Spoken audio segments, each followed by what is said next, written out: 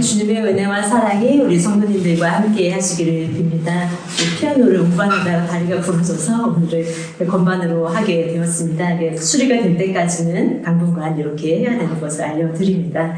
우리 교회는 교회력에 따른 성서 일과와 설교 본문을 맞추고 있습니다. 성서 일과는 기독교에서 예수님의 생애와 사역을 기준으로 교회력을 맞춘 본문입니다. 모두가 공통되는 본문인데요. 이번 주는 요한복음입니다.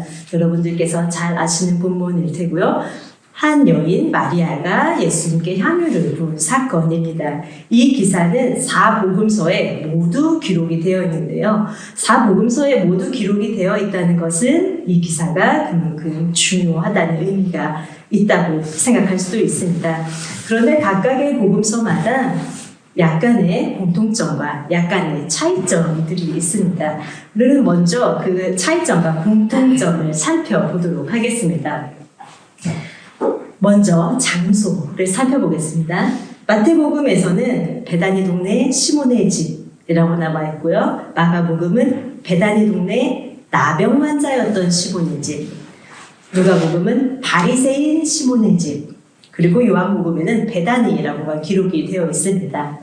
요한복음만 보면 누구의 집인지 누가 잔치를 베풀었는지는 알 수가 없습니다. 그러나 다른 복음서들과 이게 같은 사건이라는 전제를 한다면 이 잔치를 베푼 것은 시몬입니다. 그 시몬은 나병 환자였고 바리새인이었는데 예수님께서 그를 낫게 해주셔서 감사드리는 마음에 잔치를 베풀었다고 생각됩니다.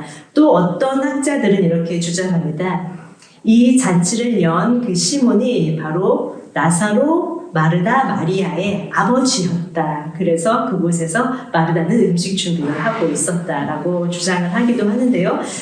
성경에 명확히 나와 있지는 않기 때문에 그 부분은 확실하지는 않지만 아버지를 쓸 가능성도 있습니다. 베다니라는 동네는 예루살렘에서 3.2km 정도 떨어진 곳인데요. 오늘날에는 그곳에 히브리 대학이 있습니다. 그런데 이 당시 예수님 시대에는 지금과 같은 중심 동네가 아니었습니다. 베트는 아닌데요. 벳은 집, 그리고 아니는 가난한 사람을 뜻하는 말로 베다니는 가난한 사람들이 모여 사는 동네라는 뜻입니다. 오늘 이 잔치는 가난한 동네인 베다니에서 열렸습니다. 사건이 일어난 때를 보겠습니다. 마태복음에서는 예루살렘에 입성하신 후, 그리고 마가복음에서는 입성 후 6월절 이틀 전, 그러니까 6월절에 십자가를 지시니까 십자가를 지시기 이틀 전이라고 기록이 되었고요. 누가복음에는 예루살렘 입성 전이고요. 요한복음에는 6월절 엿새 전으로 나와 있습니다. 우리는 오늘 요한복음기를 기준으로 살펴볼 텐데요. 유대인들의 시간은 우리의 시간으로 저녁 6시에 하루가 시작합니다. 그래서 6월절은 금요일 저녁부터 토요일 저녁까지고요. 엿새 전이니까 6월절 전주에 토요일 저녁 6시부터 그 다음날 일요일 저녁 6시 사이에 일어난 일입니다. 6월절에 예수님께서 십자가를 지셨으니까 이 날을 기점으로 예수님의 공생의 마지막 주, 한 주가 시작되는 걸 알 수 있습니다. 요한복음에서 예수님께서는 이 잔치 바로 직후에 예루살렘에 입성하십니다. 예루살렘에 입성하시는 이유는 십자가를 지시기 위함이지요. 죽음 바로 직전에 사랑하셨던 삼남매를 보기 위하여서 이 베다니에 가셨습니다. 사람들은 6일 뒤에 예수님께서 십자가를 지실 것을 당연히 모르고 있습니다. 시몬이 나병을 고쳐주신 예수님을 위해서 잔치를 열었고요. 만약에 이 시몬이 삼남매의 아버지였다면 아들이었던 나사로까지도 살려주신 예수님께 더 감사를 했겠지요. 지난주에 우리는 두 아들의 아버지가 아들을 위해서 연 잔치, 또 하나님께서 우리를 위해서 초대하신 잔치에 대해서 은혜를 나누었는데요. 오늘은 반대로 사람들이 예수님을 위해서 잔치를 엽니다. 잔치의 분위기가 어떤가요? 겉으로 드러나기에는 축제와 기쁨과 축하의 분위기입니다. 기뻐하고 축하하는 자리에서 한 인물이 조금 다르게 행동을 합니다. 그 여인은 마리아입니다. 모두가 기뻐하는 자리에서 혼자 슬퍼하며 예수님의 장례를 준비하듯 예수님께 기름을 붓습니다. 다음은 향유를 부은 예수님의 신체 부위에 대해서 살펴보겠습니다. 마태복음과 마가복음에서는 예수님의 머리에 향유를 붓고요. 누가복음과 요한복음에서는 발에 향유를 붓고 머리털로 닦습니다. 머리에 기름을 붓는 것은 왕과 제사장에게 붓는 것으로 영광과 명예를 상징합니다. 마태복음과 마가복음은 예수님의 왕되심을 강조했다면 요한복음은 발에 붓습니다. 산자를 위하고 영광을 위한 기름 부음이 아님을 알 수 있습니다. 게다가 머리털로 그것을 닦는데요.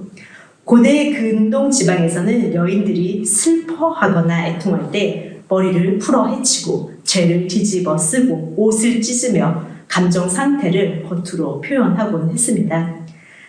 마리아는 잔치 때 혼자만 슬퍼하고 있습니다. 마리아도 아마 의식적으로는 예수님의 죽음을 알지 못했겠지요. 그러나 그녀는 그 자신이 의도했던 것보다 훨씬 더 심연의 깊은 의식을 자신도 모르게 치르고 있습니다. 예수님께 향유를 부은 사람은 누구일까요? 네, 오늘 본문에 마리아라고 나오는데요. 마태와 마가복음에서는 한 여자, 누가복음에서는 죄를 지은 한 여자, 요한복음에는 베다니의 마리아라고 기록이 되어 있습니다. 당시 여성의 인권은 없었다고 해도 과언이 아니기 때문에 성경에는 한 여자라고 많이 기록이 됩니다. 성경에서 나오는 사람의 숫자는 여성은 포함되어 있지 않고요. 초기 기독교 신학자들은 과연 여자에게도 영혼이 있을까 하는 것이 또 논쟁 주제이기도 했습니다. 복음서에는 마리아라는 이름이 매우 빈번하게 등장합니다. 예수님의 어머니도 마리아, 예수님의 이모, 곧 요한과 야고보의 어머니도 마리아고요. 작은 야고보와 요셉의 어머니도 마리아. 구분을 하기 위해서 글로바의 아내 마리아라고 부릅니다. 마가 요한의 어머니도 마리아입니다. 마르다와 나사로의 여동생, 오늘 본문의 주인공도 마리아이고요. 또 막달라 마리아도 있습니다.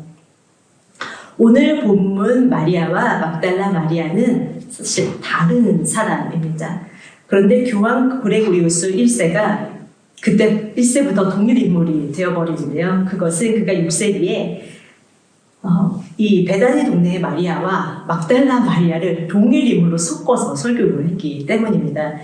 막달라 마리아가 7 귀신이 들었던 것을 성적인 죄를 지어서 귀신이 들었다라고 표현을 하면서 막달라 마리아는 졸지에 성을 파는 여인이 되었습니다. 귀신이 든 것을 무조건 성적인 것과 연결지을 수 있는 것은 아니지요. 그녀가 성매매 종사자였다는 것은 근거가 없습니다. 그러나 그녀가 이전에는 향유로 자신을 치장을 했지만 이제는 주님을 위해 드렸다고 설교하면서 베다니 마리아와 막달라 마리아를 혼용을 합니다. 당시 사람들은 성경을 읽을 수 없었고 오직 사제들에게만 허용이 되었기 때문에 듣는 사람들은 그대로 믿을 수밖에 없었습니다. 다음은 그레고리우스 1세가 591년에 한 설교 중 일부를 읽어드리겠습니다. 그의 설교지 교황 그레고리우스 1세의 40개의 설교 중 33번입니다. 막달라 마리아는 누가가 죄인이라 부르고 요한은 마리아로 부른 여인입니다. 마가는 그녀를 7 귀신 나간 여인으로 묘사합니다. 이 7 귀신은 죄가 아니고 무엇이겠습니까? 형제 여러분, 이 여인은 금지된 성적인 행위를 위해 자신의 몸에 향수를 뿌리기 위해 이 향유를 사용해 왔습니다. 그녀가 부끄럽게 자신을 치장하기 위해 사용한 것을 이제 칭찬받을 만한 방식으로 하나님께 바치고 있습니다. 그녀는 세상의 눈으로 욕망의 삶을 살아왔지만 이제는 고해의 성사와 회개로 세상 욕심이 눈물로 사라졌습니다. 그녀는 자신의 머리카락을 얼굴을 내보이기 위해 치장했지만 이제는 자신의 머리카락으로 눈물을 닦습니다. 그녀는 입으로 자신을 자랑하였지만 이제는 주님의 발에 그 입을 맞추고 대속자의 발 위에 입을 댑니다.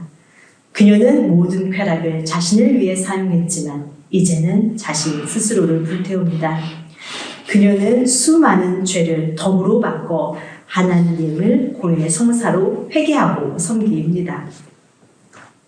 교황이 이런 설교를 했으니 모든 사람은 다 믿었고, 이런 오해가 고착되면서 우리가 잘 아는 영화 패션 오브 크라이스트에서도 막달라 마리아가 성을 파는 여인으로 표현이 되고요.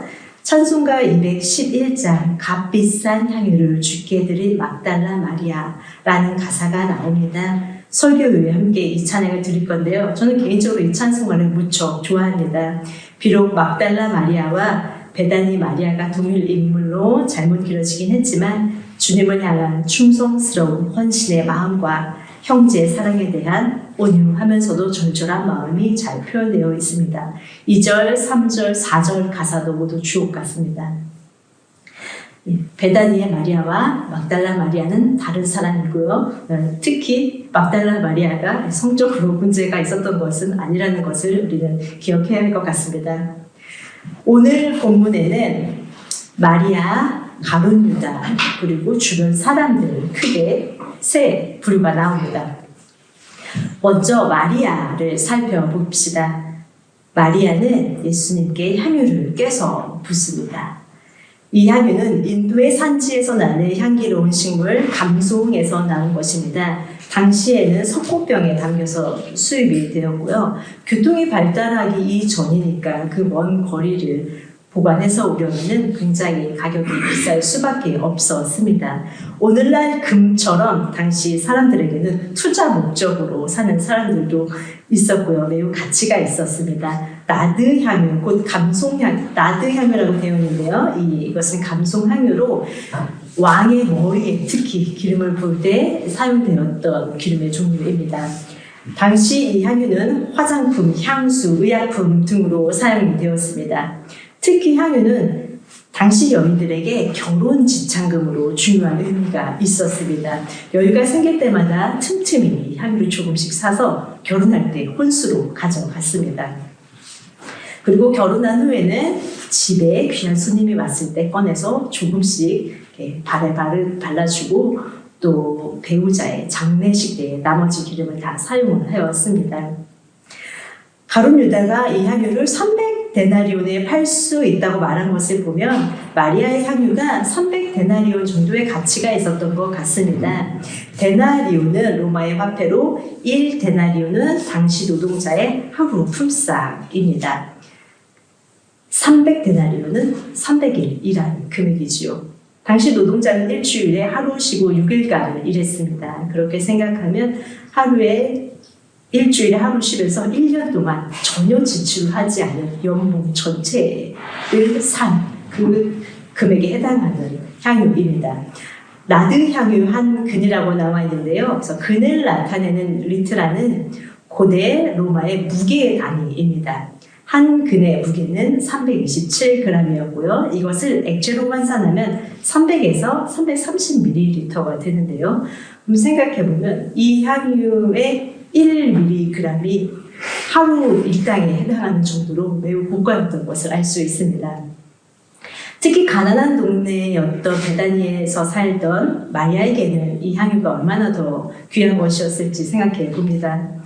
통장 잔고가 어느 정도 쌓여 있어야 마음이 안심이 좀 됩니다. 이 여인에게 이 향유는 통장 잔고와도 같았을 것입니다. 이 향유 옥합은 마리아에게 앞으로 살아갈 생활비이기도 하고 위급한 상황을 대비해서 갖고 있으면 마음이 든든해지는 것이기도 하고요. 또 그런데도 이 여인은 그러한 것, 한마디로 자신의 미래에 대한 대비를 하나님께 모두 드립니다. 만약 이 여인이 이 향유를 자신을 위해서 사용하고자 했다면 그동안 하고 싶었던 많은 일들도 할 수 있고 갖고 싶었던 많은 것들도 소유할 수 있었을 것입니다. 어찌 보면 결혼 지참금 혼수로 쟁여놓은 것을 깨버렸으니 결혼을 포기했다고 생각할 수도 있습니다. 마리아는 어떻게 주님께 이렇게 모든 것을 드리게 되었을까요? 앞선 11장에는 예수님께서 삼남매를 무척 사랑하셨다고 기록되어 있습니다. 그리고 베다니라는 동네가 어떻게 소개되어 있냐면 마리아와 그의 자매 마르다의 마을이라고 기록되어 있는데요. 그곳에 살던 사람들이 많았겠지요. 그런데 예수님께는 베다니는 마리아와 마르다의 동네야 라고 기억을 하실 정도로 그들을 사랑하셨습니다. 그리고 그 근처를 지나갈 때마다 늘 그곳을 방문하셨지요. 그 앞장인 10장에서는 예수님께서 유대인들에게 돌을 맞을 뻔한 위기에 처하십니다. 그리고 그들을 피하셔서 요단강 건너 쪽으로 가시고 그곳에서 연락을 받으십니다. 주님께서 사랑하시는 자가 병들었습니다. 그 사랑하시는 자는 나사로입니다. 본인이 사랑을 받는 것을 알고 있습니다. 마리아의 입장에서 보면 오빠가 아파서 예수님께 급히 연락을 취합니다. 그런데 기다리는 예수님은 오지 않고 오빠는 죽습니다. 얼마 전에 베다니 가까이에서 예수님께서 위협을 받으셨기 때문에 마리아는 이렇게 생각했을 수도 있습니다. 예수님은 사람들이 돌로 죽이려고 위협하시니까 우리 오빠가 아파도 우리 집에 오지 않구나. 예수님께서는 오빠가 죽은 뒤, 나사로가 죽은 뒤 사흘이 지나서야 베다니로 오시는데요. 그때 마르다는 예수님을 맞이하러 밖으로 나가는데 마리아는 집에 앉아 있습니다. 아마도 서운한 마음이 있지 않았을까 생각이 듭니다. 마르다는 예수님을 만나고 이렇게 말합니다. 예수님께서 여기 계셨으면 내 오라버니가 죽지 않았을 것인데요. 그것은 두 자매의 공통된 의견이었을 것입니다. 예수님께서 그곳에 빨리 오시지 않았음에 대한 실망과 원망의 마음이 들었을 수 있습니다. 그러나 한편으로 생각하면 사람들이 죽으려고 하는데 어떡하겠어, 우리가 이해해야지 라는 마음이 동시적으로 드는 것이죠. 그러나 마리아는 곧 이어서 자신의 두 눈으로 이미 냄새가 나기 시작한 자신의 오빠를 예수님이 살리시는 것을 목도하게 됩니다. 그리고 예수님이 어떠한 분이신지 깨닫고 자신의 모든 것을 바칠 수 있는 분이구나 라고 더욱 예수님을 사랑하게 되고 더욱 신뢰하게 되었습니다. 매우 값진 순나드라고 3절에 기록되어 있는데요. 여기서 순이라는 단어는 피스티코스라는 헬라어로 순수한, 믿을 만한 이라는 뜻이 있습니다. 마리아가 드린 것은 순수하고 믿을 만한 것이었습니다. 매우 값진 순나드에서 매우 값지다는 것은 그 금액의 높고 낮음을 알린다기보다는 마리아의 믿음과 사랑이 어떠한 것인지 참으로 값진 것이고 주님께서 보시기에 그 믿음과 사랑이 순수하고 믿을 만한 것이었음을 말합니다. 예수님께서는 그런 마리아의 마음을 아셨기 때문에 마리아를 사랑하시고 삼남매를 사랑하셔서 예루살렘 입성 십자가 지식이 마지막 전에 삼남매를 보러 오시지 않았을까요? 마리아는 주님께 값진 것, 순수하고 믿을 만한 것을 드리고 있습니다. 마리아의 주변 사람들은 어떨까요? 주변 사람들을 살펴보겠습니다.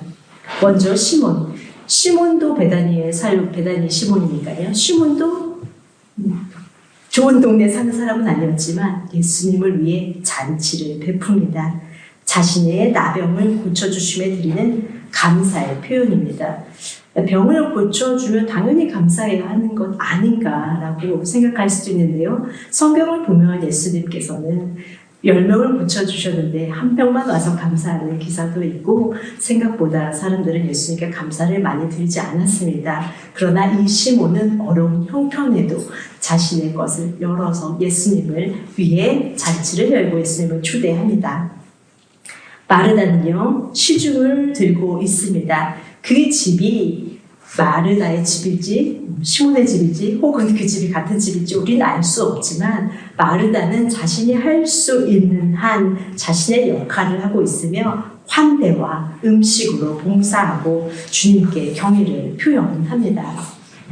나사로는 무엇을 하고 있나요? 식탁에서 예수님과 함께 앉아 음식을 먹고 있습니다.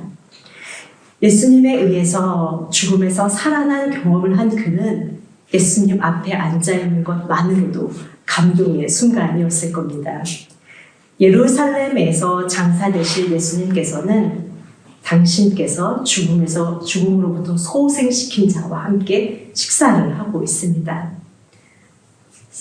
죽음에서 살아난 자와 곧 죽을 자가 함께 식탁에 앉아있는 삶과 죽음이 교차하는 미묘한 자리입니다. 나사로는 죽음에서 살아났지만 다시 죽음을 경험해야 하는 존재입니다. 새로운 부활의 몸을 입은 것은 아니니 부활했다고 우리는 말하지 않고 나사로는 소생했다고 말합니다. 부활의 첫 열매는 우리 예수님이십니다.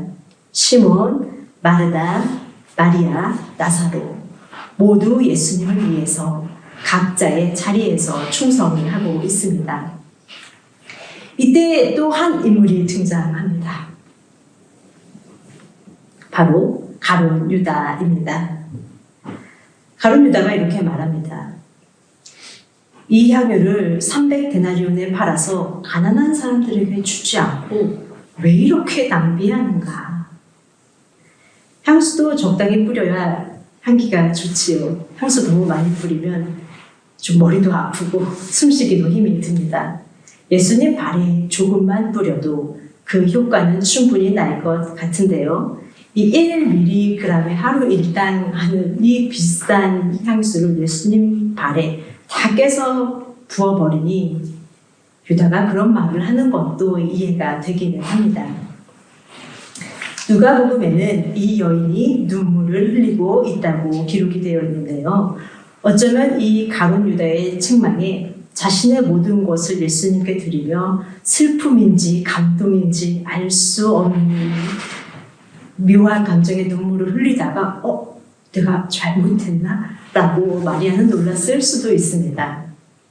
하지만 이에 대한 설명이 바로 다음 절 6절에 나옵니다. 6절 말씀을 다 같이 읽어볼까요? 시작!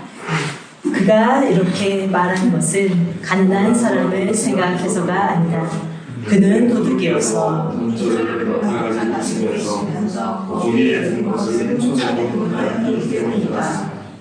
아니, 가룟 유다는 가난한 사람을 불쌍히 여기는 마음이 없는 도둑이었지만 자신을 포장한 것입니다.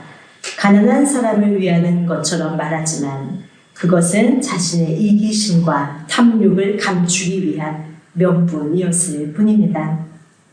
자신을 포장하고 마리아를 판단하며 자신의 문제를 바라보지 않고 타인에게서 잘못을 찾습니다. 유다는 돈자루를 맡은 사람이었습니다. 아무에게나 돈자루를 맡기지는 않지요. 제자들 중에 재정 관리 능력이 되고 또 신임도 얻고 있기 때문에 돈자루를 맡겼을 것입니다.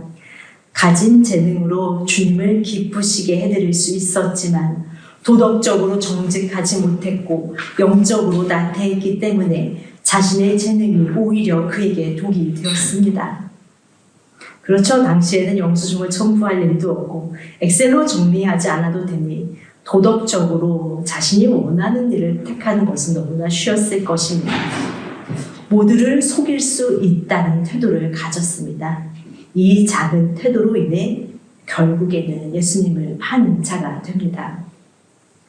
1931년에 미국의 한 보험사에서 근무하던 하인리가 산업재해 예방 과학적 접근 방식이라는 책을 출간합니다. 그래서 하인리 법칙이라고 말하는데요. 그 내용은 이렇습니다. 큰 사고는 우연히 갑작스럽게 발생하는 것이 아니라 이전에 경미한 사고들이 반복되는 과정에서 발생한다. 중대한 재해가 한 건 발생할 때 그 전에 경미한 사고가 29회 발생하고 재해로 이어지진 않지만 뭔가 징후가 300회 있다는 것이 그 내용입니다. 1대 29대 300의 법칙이라고 하는데요. 그 이후 1976년 하인리의 법칙을 발전시켜서 버드 로프터스 버드로프터스의 법칙도 나오는데요. 그 비율은 사망 한 건이 있으려면 그 전에 경상이 10건, 그리고 그 전에 물적 피해가 30건, 그 전에 아차 사고가 600번이 일어난다고 합니다. 이런 이론들이 말하는 것은 사소한 문제가 발생했을 때 이를 살펴보고 그 원인을 찾아내서 잘못된 점을 시정한다면 큰 사고로 발생할 수 있다는 것입니다. 반면에 그 작은 징후를 무시하면 돌이킬 수 없는 사고가 생기지요.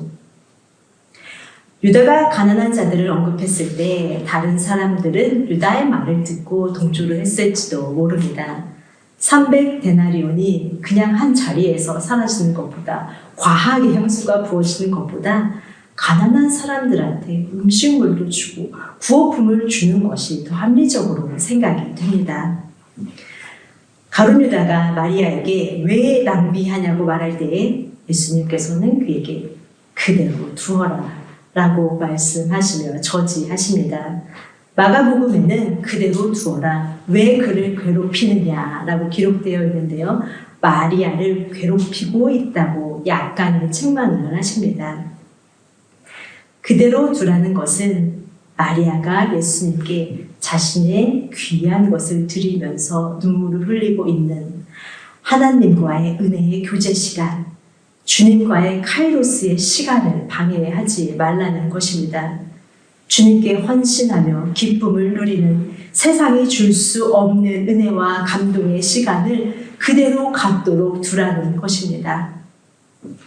유다는 예수님께 칭찬받은 것이 아니라 책망을 받았습니다.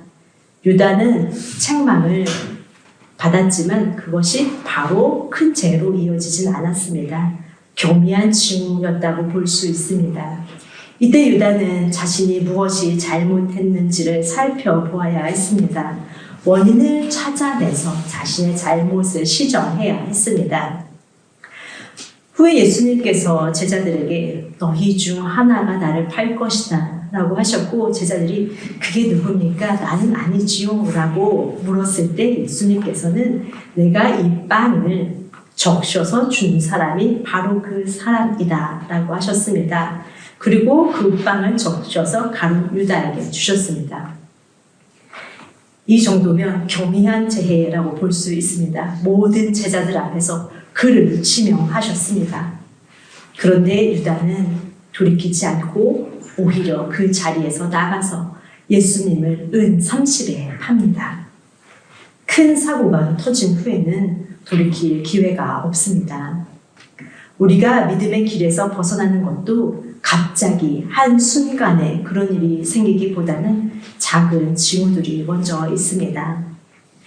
신앙적 양심으로 나를 돌아보았을 때 주님께 칭찬받기보다 책망받을 것 같은 모습들이 있다면 나의 잘못된 점을 시정해야 합니다.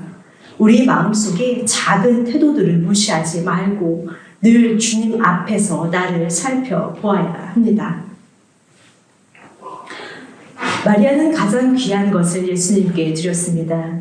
그러나 예수님의 가장 가까운 제자들 중에서도 돈자루를 맡을 만큼의 지위와 신임이 있는 자에게 꾸중을 들었습니다. 우리도 그럴 수 있습니다. 요즘 날씨가 얼마나 좋습니까? 꽃도 예쁘고 하늘도 파랗고 꽃들이 만발하고 새생명이 움트는 그 연두빛 이파리들이 참 아름다운데요. 이 만물이 소생하는 찬란한 봄에 봄 기운 받으러 어딘가 놀러 가야 하지 않나요? 구경할 행사도 많고 자기 발전과 유익을 위해 할 수 있는 일들이 많이 있습니다.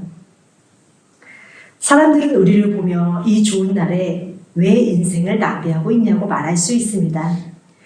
그러나 마리아가 향유 옥합을 깨뜨린 것은 낭비가 아니었듯이 우리가 주님께 드리는 모든 향유 옥합, 곧 충성과 정직, 부지런한 섬김과 모든 수고는 낭비가 아닙니다. 주님께서는 향기로 받으십니다. 마리아의 향유가 향기를 발하였듯이 우리들의 모든 믿음과 사랑의 행위들과 마음이 하나님 앞에 향기가 되어 모든 곳에 발해집니다. 한번 생각해 봅시다. 예수님께서 돌아가시기 전에 6일 전에 마리아는 한 통의 향수를 예수님의 발에 부었습니다. 그러면은 당시에는 뭐 샤워를 자주 할 수 있었겠네요. 아마도 6일 동안 샤워를 못했을 가능성이 매우 큽니다. 또한 씻었다 하더라도 그 한 통을 전체를 사용했기 때문에 그 향수 냄새가 배어 있었을 것입니다. 이 사건이 있고 나서 예수님을 만나는 모든 사람들은 이 향기를 맡았을 것입니다. 예루살렘에 입성하실 때 예수님을 환영했던 군중들도 또 예수님을 신문했던 군인들도 모두 이 향기를 맡습니다. 십자가를 지시고 오르시는 골고다 언덕에서도 그 향기는 만개했을 것이며 바람이 불면 그 향기는 더 멀리에까지 도달했을 것입니다. 십자가 상에서도 그 향기는 지속되었을 것입니다. 사람들도 그 향기를 맡고 예수님도 그 향기를 맡으십니다. 예수님께서는 모든 사람들이 자신을 버리고 하나님께도 버림받은 것 같은 그 십자가의 순간에 당신께 온 마음과 정성으로 향기를 부었던 마리아의 사랑을 기억하시고 조금은 위로를 받지 않으셨을까요? 마찬가지로 우리가 주님께 드리는 것도 향기입니다. 아버지께서는 영과 진리로 예배하는 자들을 찾으신다고 하셨습니다. 주님을 경외하며 진정성과 중심으로 예배하는 자를 찾으시다가 우리에게서 순수하고 믿을 만한 향기를 맡으시고 위로를 받으실 것입니다. 만약에 우리가 하는 것이 낭비라면 사실 가장 큰 낭비를 하는 것은 바로 우리 주님이십니다. 온 세상의 창조자이신 분이 피조물을 사랑하셔서 그들을 위해 애타하시고 아들을 보내신 것이 낭비이며 우리를 구하시려고 피조물을 구하시려고 예수님께서 사람이 되셔서 고난받으시고 십자가를 지신 것이 큰 낭비입니다. 사실 사랑하면 낭비하게 됩니다. 연애를 하면요 오랫동안 전화통을 붙들고 시간 낭비, 감정 낭비를 합니다. 열심히 일해서 받은 월급으로 내가 사랑하는 아이에게 더 좋은 먹거리를 제공하고 더 좋은 교육 환경을 제공하며 재화 낭비를 서슴지 않습니다. 사랑하기 때문에 이 낭비는 낭비라기보다 기쁨이 됩니다. 우리가 하는 것이 낭비라면 그것은 거룩한 낭비입니다. 사랑은 거룩한 낭비이며 그 낭비는 향기가 됩니다. 주님의 일을 하다가 부당한 판단을 받아도 낙심하지 마십시오. 사람들이 인정하지 않아도 주님께서 우리를 인정해 주십니다.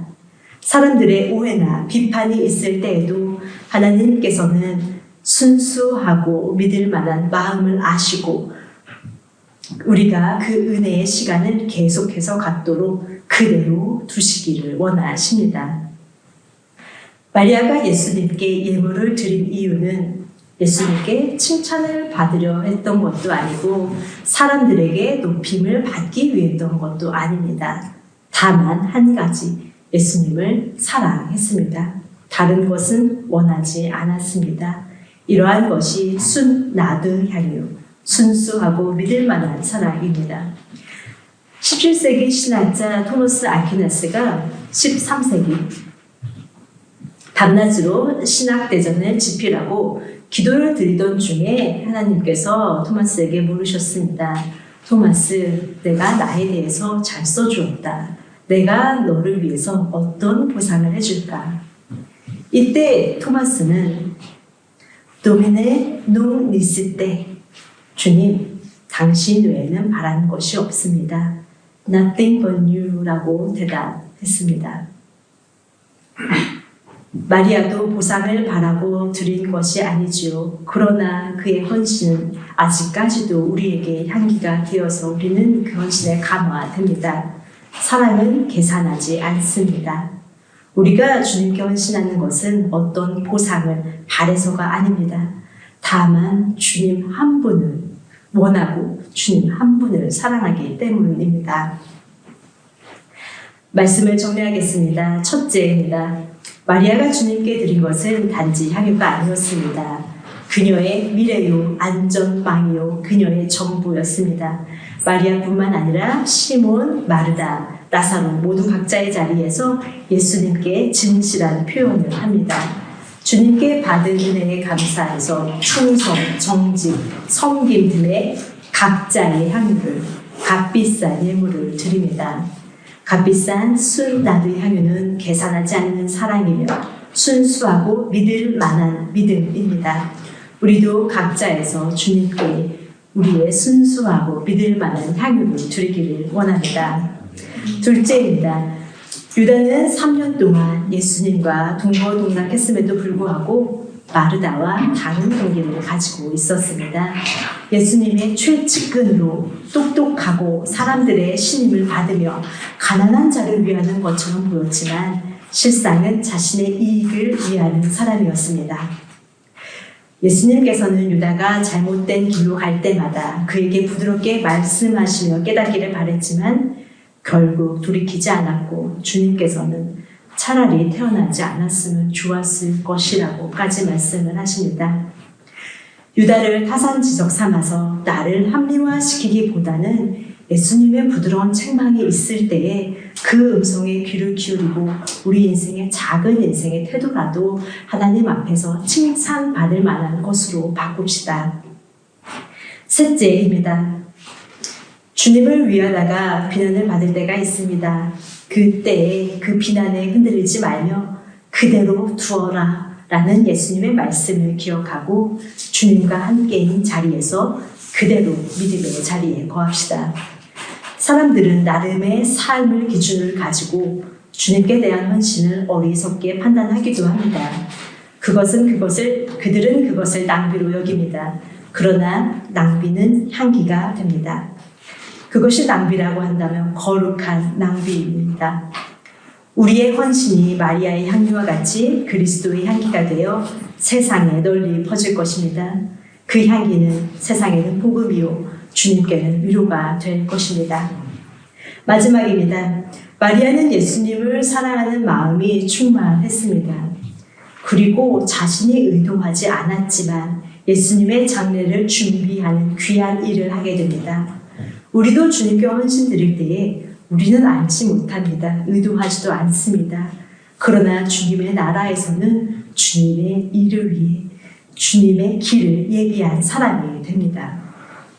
주님께 순수하고 믿을 만한 향기를 드려서 그리스도의 향기를 바라는 저와 여러분이 되기를 예수님의 이름으로 축복합니다. 말씀을 생각하시면서 잠시 기도 드리시겠습니다.